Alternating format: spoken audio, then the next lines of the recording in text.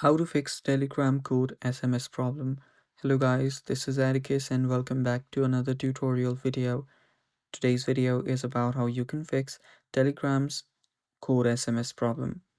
So if you guys are new to our channel, head down below and hit the subscribe button so you don't miss out on our future videos.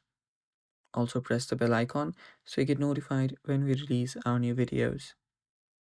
Now let's dive right in. So if you're being charged with more fees whenever you're using Telegram, when you're trying to set it up, or whenever you're waiting for its OTP, this is what you'll have to do. First of all, uninstall your Telegram. Tap on the remove app option, tap on delete app and delete it. After you do that, head over to your app store. On your app store, search for Telegram. After that, install the latest version of your Telegram from here. After you install it, you will need to use a VPN. So install any VPN that you want. I use Super VPN, and install the VPN that you use mostly. After you use or download any VPN, you can open it up. So open up the VPN that you use and connect to it. After you do that, you will need to head over to your settings. And on your settings, head over to your notifications. Tap on notifications.